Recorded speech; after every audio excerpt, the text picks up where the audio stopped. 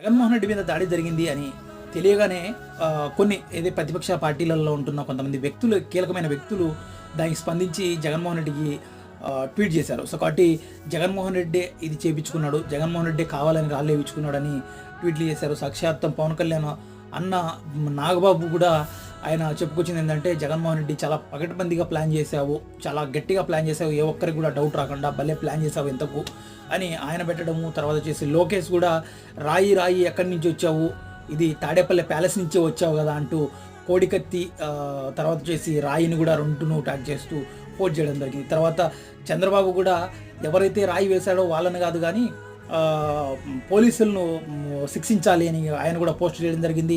అదేవిధంగా ఎప్పుడైతే నరేంద్ర మోడీ గారు ట్వీట్ చేశాడో ఇక్కడ ట్వీట్లన్నీ మారిపోయాయి, దానికి భిన్నంగా స్పందించారు. సో కాబట్టి ఇది చాలా దారుణం, ఇలా చేయకూడదు, చాలా తప్పు ప్రజాస్వామ్యంలో కూడా అందరూ ట్వీట్లు మార్చేశారు.